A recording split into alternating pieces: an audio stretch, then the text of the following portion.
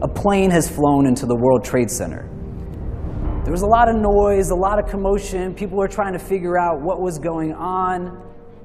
And all of a sudden, we got hit with this very heavy silence as we watched the second plane fly into the towers.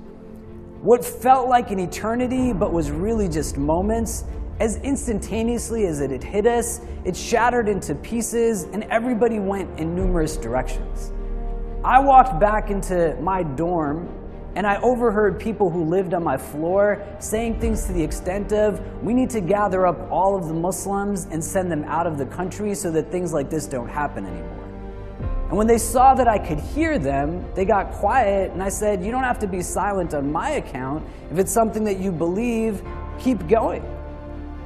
We had to evacuate the buildings again, and this time someone tried to push me down a staircase. And when I turned around, it was a young woman who was physically shorter than me and was looking up at me, but I could even still tell you just the anger that was on her face. Eventually, I was able to get back to New Jersey where my parents were.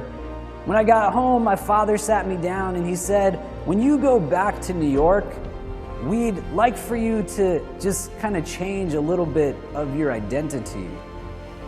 Keep your beard, but we'd be more comfortable if you didn't cover your head anymore. And when classes resumed about a week later, I felt so wretched inside. And I was just blending in and hiding who it was that I was. I don't know how to be me when I'm the only me that is in a group of people that is nothing like me. I started to make a commitment that I wouldn't be somebody who would take a step back. What was it like to be a black person in the United States during a transatlantic slave trade? What is it like to be a black person in the United States today? What was it like for true indigenous populations that were already living here when the country was first being established? What was it like for Japanese people when internment camps started to take place? What was it like for people who are Jewish at the high points of the Holocaust? Culture can be normative, but what's normative can also be in flux. We can change things, and we see that. The reality that numerous minority populations face in this country are things that if we are not woke to right now, we need to really wake up to them. Being able to really see the depth of beauty that exists in the diversity around us. Because we only see people through one part of who they are. The color of their skin, the amount of money that they have, the amount of money that they don't have, where they're distinct from us, and how we don't share things in common. And that wasn't a way that I wanted to look at the world.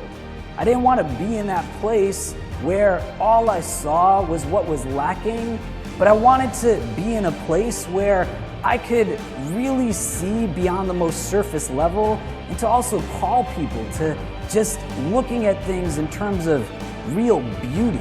The missing ingredient to a lot of this hate is just real love. Where we come through now is the recognition then as to how we build real communities, real institutions on that mindset of love and understanding.